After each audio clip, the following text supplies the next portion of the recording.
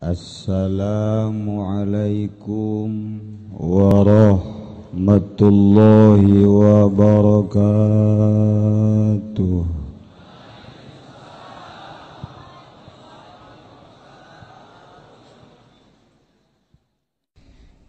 Baheula teh di Baghdad aya hiji lalaki boga pamajikan, kemudian boga anak tilu.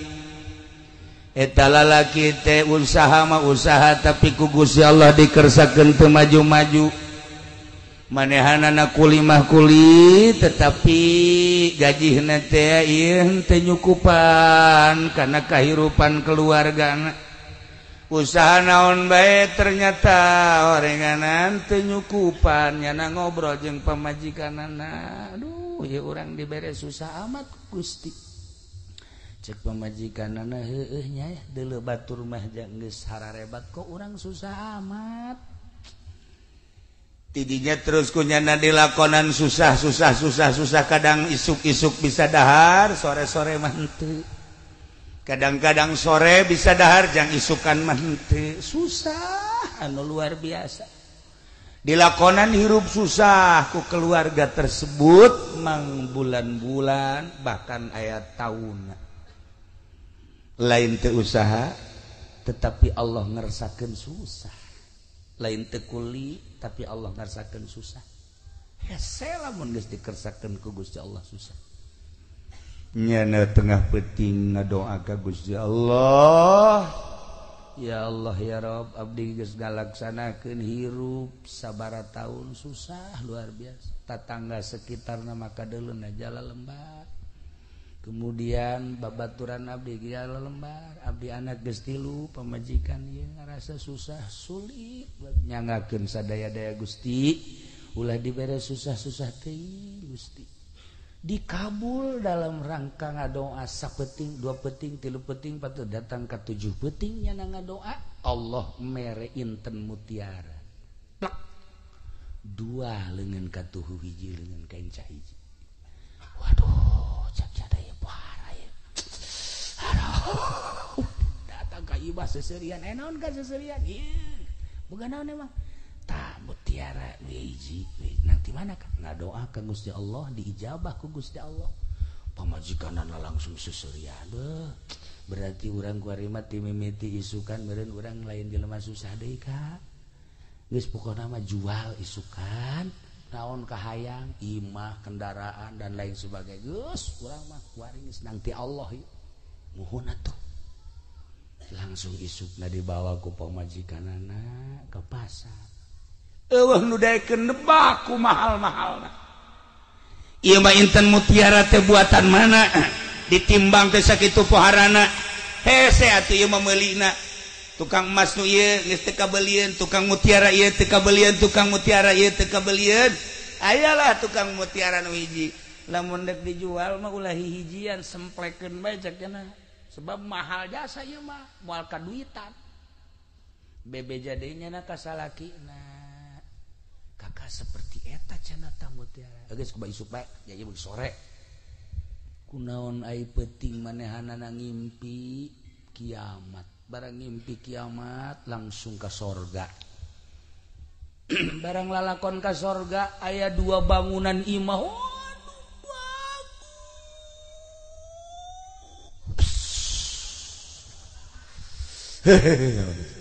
Kan lamun urang nyaritakeun eta imah bagus tuh. Bagus biasa bae. Tapi lamun itu imah bagus tuh. Wah, tambah bagus, rada bagusan berarti. Tapi lamun imah nu itu, tambah budak bagus jasa. Berarti geus hebat kan? Pas ka awewe be, weh itu awewe geulis tuh. Geulis biasa bae. Tapi lamun itu tuh, itu bapak tuh mantap tuh geulis jasa tah mah. Nah, eta geulis jasa berarti. Lamun itu tuh, eta mah geulis. Tah geus pohara geus berarti. Geus pohara tah mah geus aja pendi barang neuleuh ge kadinya langsung ngaguling bae geplak. Langsung kasurupan. Berarti kan gelis jasa. Iya makan di sorga. Ya Allah ya Rabb.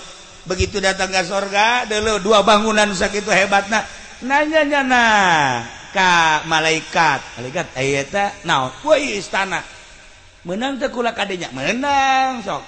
Di dulu ai istana jang sae sebenarnya cak malaikat. jang anjeun jeung keluarga anjeun. Jang saha? Jang anjeun geus disadiakeun ku Gusti Allah. Ya Allah. Coba-coba golek ka hareup, ka jero. Pas datang ka jero, kentengna eueuh dua. Ceknya malaikat, ieu bangunan nu sakieu hebat kok bocor. Masa sih di surga anu bocor kieu?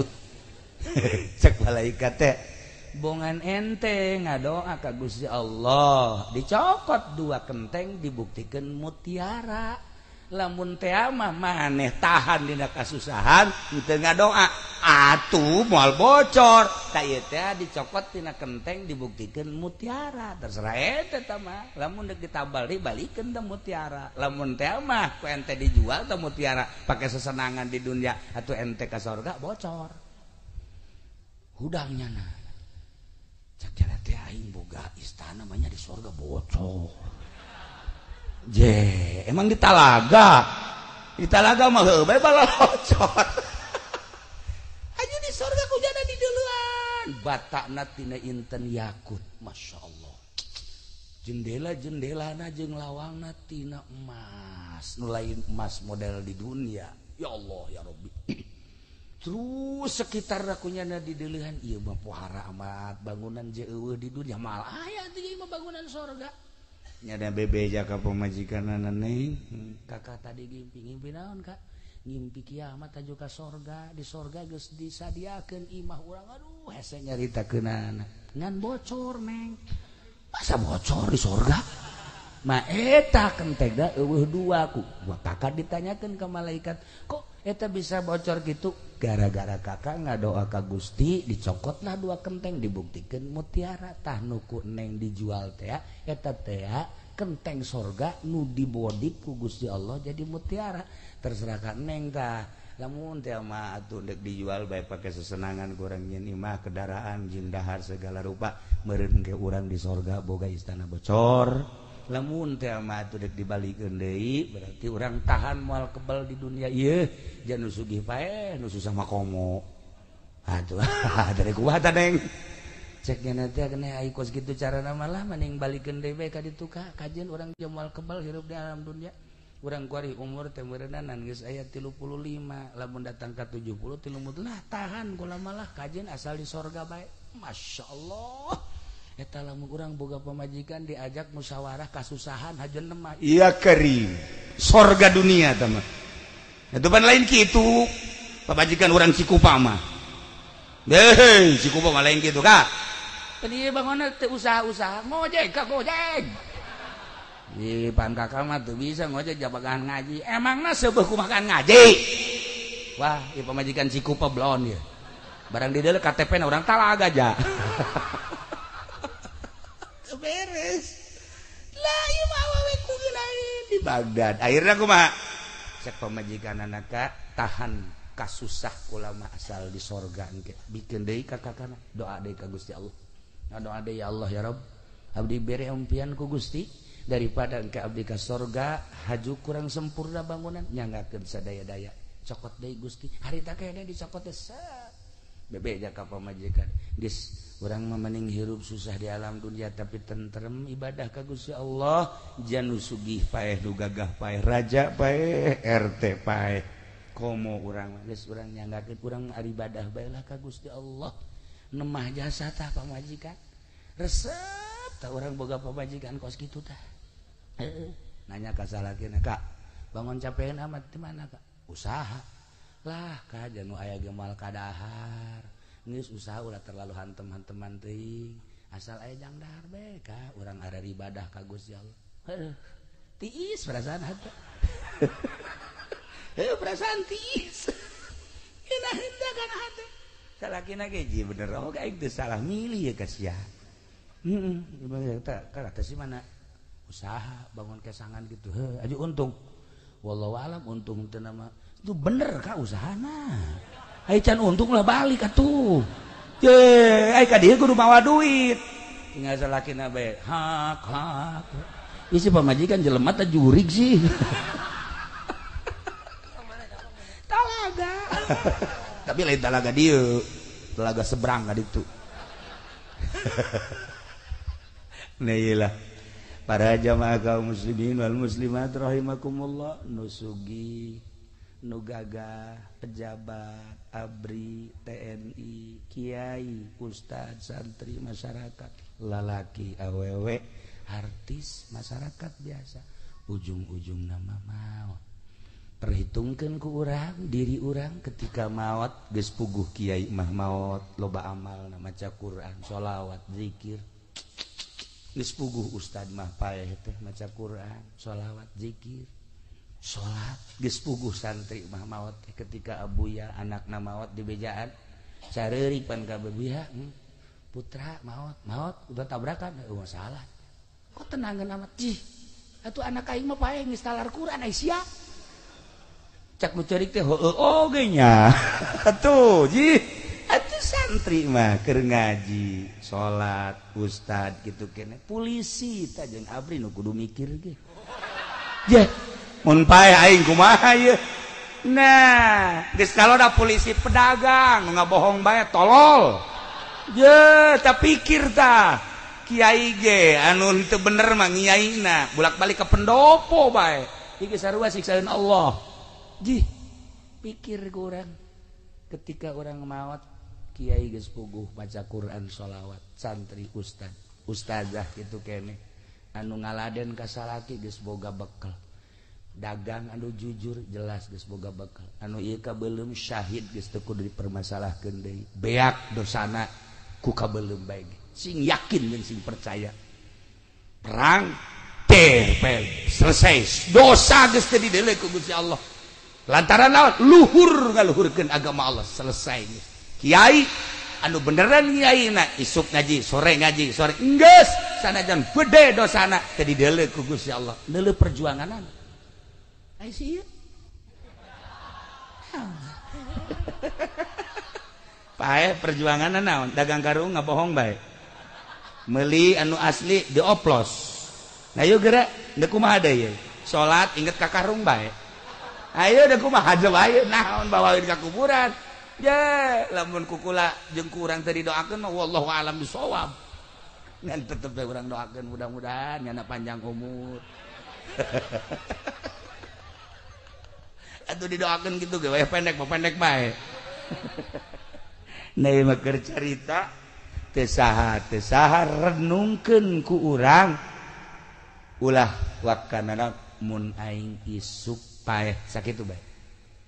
Mun aing isuk paeh nu gabaturan aing saha? Anak di luhur, pamajikan di luhur, anak di luhur, salaki di luhur. Amal urang. Sebuah renungan. Urang dibere sugih syukuri kasugihan urang dibere susah nemah ku kasusahan kabeh menang pamere Allah mun tadi dongeng jelema susah kajeun tahan susah pal kebel bakal ka akhirat sebab karena naon Kangjeng Nabi lalampahan ka sorga begitu datang ka sorga Masya Allah ajib cik Kangjeng Nabi anna aktsara ahliha fuqara'u sanyanyana pangloba-lobana penduduk surga jelema-jelema nu sararusah palalakir sebab naon dek dihisab naon hisabeuna anak kok santri misalnya ayeuna dihisab teh ditanya santri naon boga sia itu bogana naon sugan sendal ge cepit sebelah lain naon kula mah teu bogana samping ge IG menang pamere cek jana teh oh siapa teu bogana naon kula mah kadang-kadang kula mah dahar ge milu ka babaturan kula milu ka kula pamilu-milu bae Ayah biasa, ayo makrak batur elos. Ayo sama, nanaon mah buah kiai di orang kukula. Masalah. Hisaben santri mah. Oh, cek malaikat langsung surga. Hisaben. Nek naon dihisab atuh santri. Gawe nangan ngaji, salat, harta teu boganya. Barang si ieu pae. Nah. Nang di mana siata mobil truk nu beureum? Hayu sia. Aya eta kijang LGX nang di mana sia? Bener henteu transaksina sia. Hayo, malaikat rante. Seperti etalah sing hade sing hade jeung sing hade